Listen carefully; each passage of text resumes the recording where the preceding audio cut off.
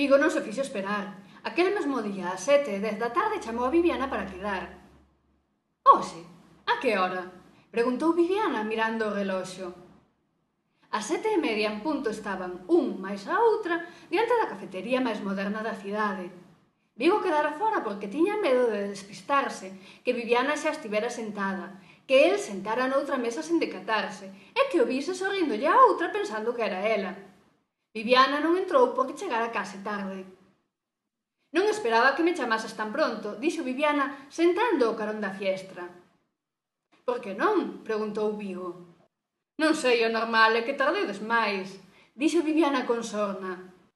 «O normal é un aburrimento», bromeou Vigo mentras bebía da cervexa que lle acababa de servir Lois.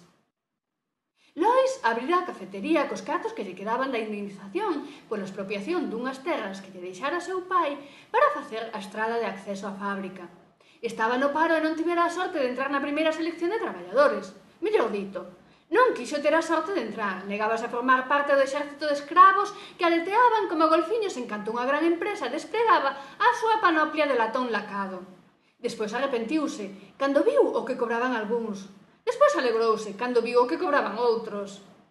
O da cafetería foi unha ocorrencia da súa nai, como case todas as ocorrencias que había na casa. A nai de Lois era a máis fiel seguidora votante fan do alcalde. Era desas as que lles gustaría ter o bebé que el bicase na foto da portada do xornal. A súa paixón por aquel político torpe e primeirizo veulle un día de campaña no que Braulio acertou a lembrar o nome que a muller lle dixera ao comezo do acto. Ela non era moito de política, era máis ben do convite que había despois dos padricamentos, como ela lle chamaba. «Gracias por vir, Hortensia», díxolle mentras lle apertaba a man ao pasar o seu carón. Lois tivo que escoitarlle durante meses o maravilloso, bo rapaz, guapo, xeitoso e 1000 adxectivos máis que era.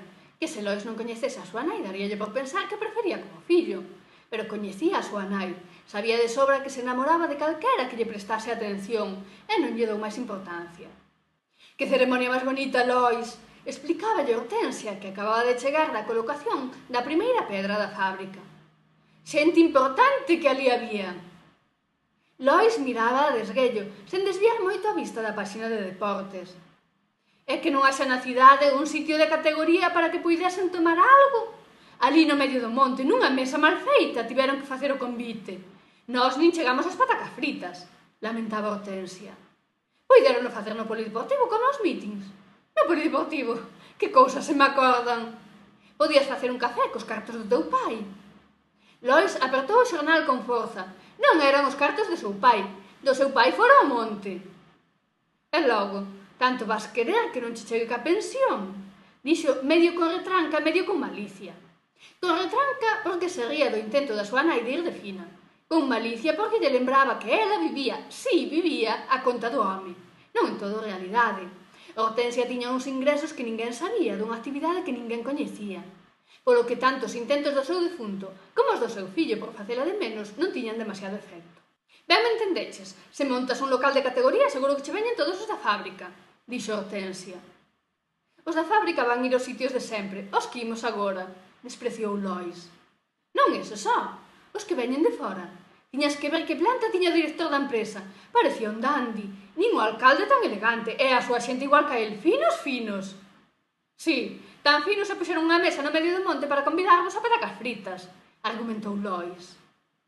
«Iso había ser cousa do alcalde», sorprendiu Hortensia a Lois.